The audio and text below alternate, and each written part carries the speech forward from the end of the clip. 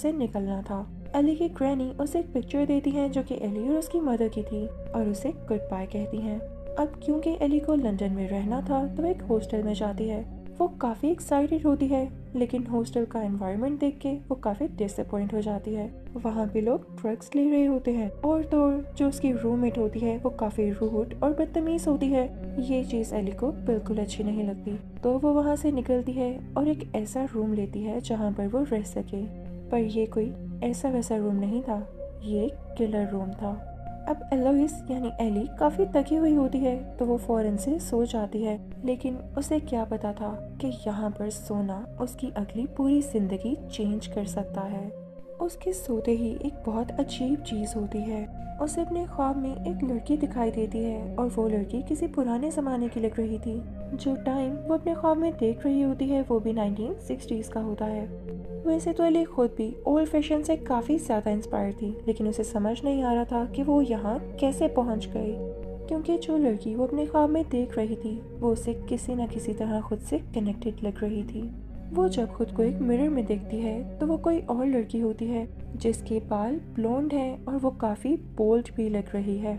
अब यहाँ पर ये बोल्ड लड़की जिसका नाम सैंडी है, ये कैफे में जाती है जहाँ पर वो एक ऐसे आदमी से मिलती है जिसका नाम है जैक और वो एक शो ऑर्गेनाइजर है। मैंने बताया कि सैंडी एक बोल्ड लड़की थी और जैक भी ऐसा ही था। यहाँ पर ये दोनों मिलकर डांस करने लगते हैं। रात होने पर जैक सैंडी को उसके घर ड्रॉप करता है और आप ये देखकर हैरान रह जाएंगे कि ये वही घर है, वही कमरा है जहाँ पर एली अभी रह रही है। बस यहाँ पर एलोइस का विजन खत्म हो जाता है, यानी वो अपने ड्रीम से उठ जाती है। वो काफ़ी हैरान होती है कि ऐसा कैसे हो गया, लेकिन साथ ही साथ खुश भी लग रही होती है क्योंकि ये सब एक्सपीरियंस करना उसे बहुत अच्छा लग रहा था।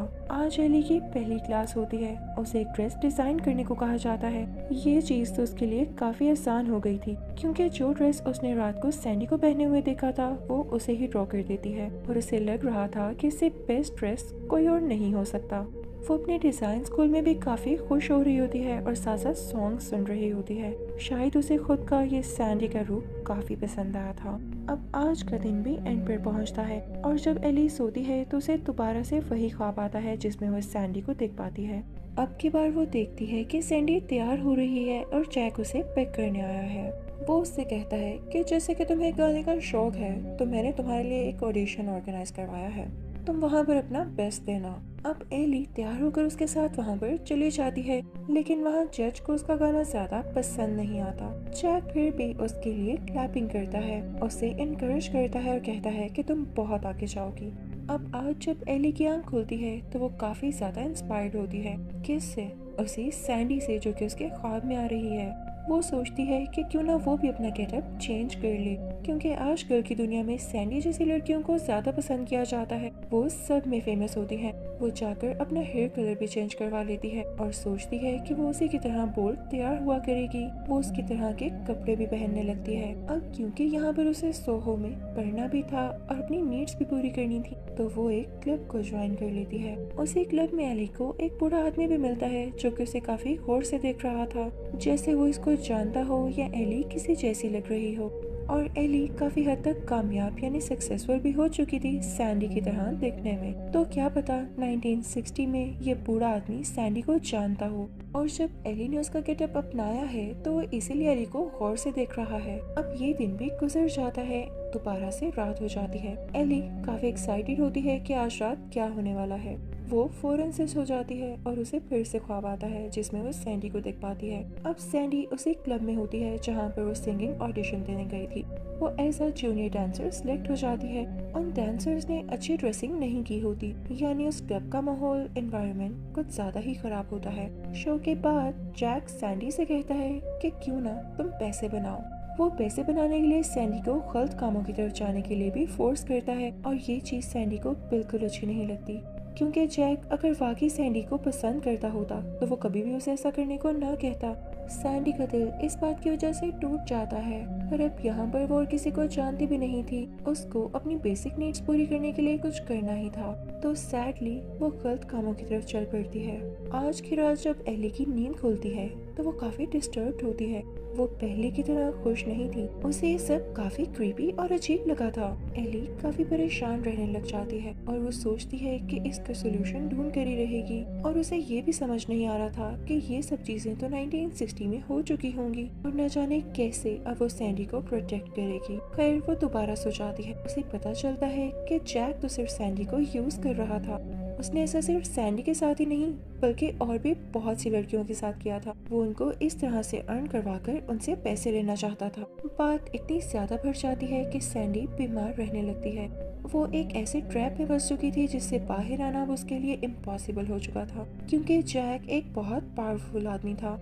एली अपने ख्वाब में जो घर देखती है वो यही घर है जिसमें वो भी रह रही है, और ये बात भी बिल्कुल ठीक है कि 1960 में सैंडी इसी घर में रह रही थी। और इस बात की वजह से एली परेशान हो जाती है और वो इस सोच में पड़ जाती है कि उस दिन क्लब में जो बूढ़ा आदमी उसे दिखाई दिया था कहीं वो जैक तो नहीं। अब आज रात हैलोवीन की रात होती है। एली चाह रही थी कि आज रात वो ना सोए और अपना एनवायरनमेंट कुछ चेंज करे। वो एक पार्टी में चली जाती है। उसके साथ उसका क्लासमेट भी होता है जो कि हमेशा उसका काफी ख्याल रखा करता था और उसके लिए परेशान भी रहता था। इसी पार्टी में एली की पुरानी रूममेट भी आई होती है जो कि काफी रूड और बुरी लड़की थी। वो एली के ड्रिंक में कुछ मिला देती है जिससे एली को कुछ होने लगता है और उसे दोबारा से विजन्स आने लगते हैं। वो घबरा जाती है और वहाँ से बाहर भाग जाती है। वो अपने घर चली जाती है और उसके पीछे पीछे उसका वही क्लासमेट भी आता है। लेकिन बात यहाँ पर खत्म नहीं हुई थी। उसे यहाँ आकर भी सैंडी के विजन्स आने लगते हैं। उसे समझ नहीं आ रहा था कि उसके ख्वाब हैं, उसके विजन्स हैं या वो रियलिटी में चली गई है। वो खुद को बहुत हेल्पलेस महसूस करती है, यानी फील करती है। वो देखती है कि इसी बेड पर जैक सैंडी को मारने वाला है। उसके हाथ में चाकू है। वो काफी डर जाती है और चिल्लाने लगती है जैसे वो सैंडी की जान को बचाना चाह रही हो, लेकिन बहुत देर हो जाती है। वो यहाँ बैठे बैठे कुछ कर भी क्या सकती थी। जैक सैंडी को जान से मार डालता है। एली फ्रीक आउट कर जाती है और जोर जोर से चिल्लाकर रोने लग जाती है। उसका क्लासमेट वहाँ से चला जाता है और जैसे तैसे करके वो रात गुजारती है। क्योंकि वो काफी डिस्टर्ब होती है तो वो सोचती है कि वो सुबह होते ही पुलिस को खबर करेगी। अब अगले दिन वो पुलिस के पास जाती है और उनको सारी बात बताती है कि उसके विजन्स में क्या क्या आ रहा है। वो कहती है कि प्लीज आप इस केस को ध्यान से सुने। 1960 में इसी जगह पर एक लेडी रहती थी जिसका नाम सैंडी था। उसका किसी ने मर्डर कर दिया था। उसको जैक ने मार दिया था। मैं जानती हूँ जैक आज भी जिंदा है। वो यहीं पर है, वही बूढ़ा आदमी जो मुझे उस दिन क्लब में नजर आया था। आप लोगों को उसे ढूंढना होगा और सैंडी का रिवेंज लेना होगा। शायद मुझे इसीलिए भेजा गया है कि मैं सैंडी का केस लड़ूं। लेकिन पुलिस उससे कहती है, मैम आपकी हालत हमें कुछ ठीक नहीं लग रही, आपको रेस्ट चाहिए होगा। लेकिन एली उनसे कहती है कि आप मेरी बातों को सीरियस लीजिए, मैं मजाक नहीं कर रही। तो वहाँ पर फीमेल पुलिस ऑफिसर उससे कहती है, ठीक है एली, हम आपकी बात पर जरूर ध्यान देंगे। पर एली को यूँ फील होता है कि जैसे पुलिस इस केस पर ज्यादा ध्यान नहीं देने वाली, तो वो खुद ही यूनिवर्सिटी की लाइब्रेरी में जाती है और इस पर रिसर्च करने लगती है। तभी लाइब्रेरी में एली का क्लासमेट भी आ जाता है और अब वो दोनों मिलकर न्यूज इकट्ठी करने लगते हैं कि आखिर 1960 में उस रात को हुआ क्या था। हम देखते हैं कि एली अचानक से यानी सडनली पैनिक कर जाती है। वो कैंची उठाए लोगों को मारने चली जाती है, वही लोग जो उसके विजन में आ रहे थे। उसका क्लासमेट उसे रोकता है और कहता है, ये क्या, तुम अपनी ही रूममेट पर अटैक करने वाली थी। एली को कुछ समझ नहीं आ रहा होता कि आखिर वो फंस कहाँ गई है। एली सोचती है कि वो किसी से भी नहीं कहेगी क्योंकि कोई भी उसकी बात पर यकीन ही नहीं करता। वो प्लान करती है कि वो खुद ही सैंडी का बदला लेगी। उसे यूँ लग रहा होता है कि सैंडी उसके विजन्स में आकर उससे मदद मांग रही है और उसका रिवेंज लेना अब उसकी ड्यूटी बन चुका है। तो अब एली उसी बूढ़े आदमी से, जो उसके अकॉर्डिंगली जैक है, उससे मिलने जाती है। अब एली उस बूढ़े आदमी से कहती है कि तुम जैक हो ना, तुमने ही 1960 में सैंडी को मारा था। तो वो बूढ़ा आदमी कहने लगता है, नहीं बेटा, मैं जैक नहीं हूँ, मैं सैंडी को जानता जरूर हूँ। और मेरे लिए तुम्हें बताना ये जरूरी नहीं कि मेरा नाम क्या है, बस तुम ये जान लो कि मैं उसका वेल विशर था। एली को लगता है कि ये झूठ बोल रहा है तो वो उसको चेस करने लगती है, लेकिन बाहर रोड पर जाते ही बूढ़े आदमी को एक गाड़ी टक्कर मार देती है। वो गिरकर बेहोश हो जाता है। एली फौरन से एम्बुलेंस को कॉल करती है क्योंकि अभी इस बूढ़े आदमी से इसे और भी बहुत कुछ जानना था। लेकिन तभी वहाँ पर उसे क्लब की ऑनर बताती है कि ये बूढ़ा आदमी एक डिटेक्टिव था। वो उसे सैंडी के बारे में बताती है कि जब सैंडी पर बुरा वक्त आया था तो ये डिटेक्टिव सैंडी के पास उसकी मदद करने गया था। असल में सैंडी को तो जैक ने मारा है, ये बूढ़ा आदमी जैक तो नहीं। तो फिर आखिर जैक है कहाँ पर? एली को कुछ समझ नहीं आ रहा होता और उसे अब गिल्ट भी हो रहा था कि उसने इस बूढ़े आदमी को इतनी चोट दी। वो डिसाइड करती है कि वो अपनी ग्रैनी के पास वापस चली जाएगी और लंदन को छोड़ देगी। वो काफी ब्रोकन फील कर रही थी। उसे तो अब अपनी करियर की भी कोई होश नहीं थी। उसकी मेंटल हेल्थ इतनी खराब जो हो चुकी थी। अब वो अपना सारा स्टफ पैक करती है और लंदन जाने के लिए तैयारी करने लगती है।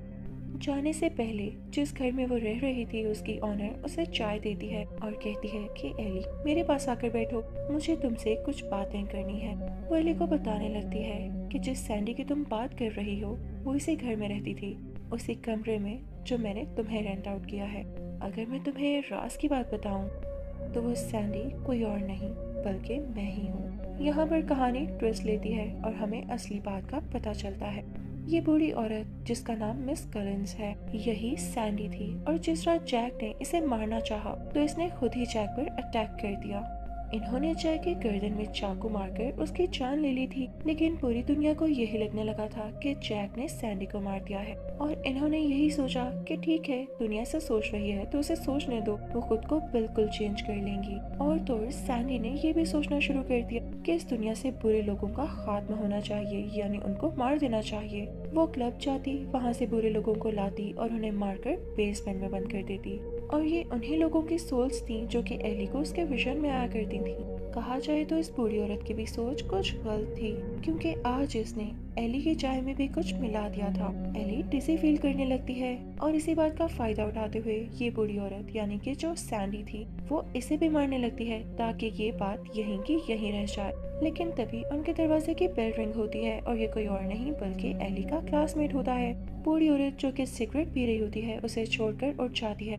जल्दी की वजह से वो सिगरेट कहीं गिर जाता है और घर में आग लगने लगती है। जैसे ही एली का क्लासमेट अंदर आता है तो बूढ़ी औरत उसे स्टैब कर देती है। एली इसी बात का फायदा उठाते हुए अपने रूम में भागती है जो कि ऊपर की तरफ था। उसके पीछे वो स्पिरिट्स भी पड़ जाती हैं जो कि कहती हैं कि सैंडी को मार डालो, पर एली अभी ऐसा नहीं कर सकती थी। वो तो अपने रूम में इसलिए आई थी ताकि पुलिस को इन्फॉर्म कर सके और पुलिस खुद ही आकर सैंडी को पकड़ सके। देखते ही देखते ये सारी स्पिरिट्स उसे मिस कलिंस के पास चली जाती हैं, यानी उसी बूढ़ी सैंडी के पास। उनमें जैक की स्पिरिट भी होती है जो कि अब सैंडी की जान लेना चाहती थी। सैंडी यहाँ पर सोचती है कि वो सुसाइड कर ले, क्योंकि अगर पुलिस यहाँ पर आ गई और पूरी दुनिया को पता चल गया तो वो तो वैसे भी मारी जाएगी। जब मिस कलिंस खुद को मारने वाली होती है तो एली उनसे कहती है नो, आप ऐसा नहीं करेंगी। मैं आपको समझती हूँ, मैं भी एक औरत हूँ। मैं जानती हूँ कि जो जो कुछ आपकी जिंदगी में हुआ आपने सबका बदला लेने के लिए ऐसा किया, लोगों को मारा। लेकिन रुके, आप अपनी जान न लें, सब कुछ ठीक हो जाएगा। लेकिन वो बूढ़ी औरत यानी सैंडी कहती है कि नहीं बेटे, मैं जान गई हूँ, जो भी था मेरे साथ गलत हुआ, लेकिन मैंने भी तो गलत किया। तुम यहाँ से चली जाओ, अपने दोस्त को भी बाहर निकाल लो। मेरा एंड इसी तरह लिखा गया था। अब क्योंकि वो घर पूरी तरह से चल रहा था, वो बूढ़ी औरत ऊपर वाले रूम में चली जाती है और उसी घर के साथ जल जाती है। यहाँ पर स्क्रीन ब्लैक हो जाती है। अब हम कुछ साल बाद का टाइम देखते हैं जब एली एक सक्सेसफुल डिजाइनर है। वो रैंप पर वॉक कर रही होती है और उसके कपड़े देखकर पता चल रहा होता है कि उसने इन कपड़ों को पुराने फैशन से इंस्पायर होकर डिजाइन किया है और वो काफी खुश लग रही होती है। यहाँ पर हम उसकी ग्रैनी को भी देखते हैं और उसके क्लासमेट को भी, जो कि उसे चीयर कर रही होती है और उसके लिए बहुत खुश होते हैं। एली को उसकी मदर की भी सोल दिखाई देती है, वो भी उसके लिए बहुत खुश होती हैं। साथ ही साथ उसे सैंडी का भी विजन आता है और यूं लगता है कि जैसे सब लोग एली को थैंक्स कर रहे हों। इसी के साथ ये movie last night in Soho खत्म हो जाती है। आई होप आपको ये मूवी अच्छी लगी होगी। Thank you so much for watching. Good bye.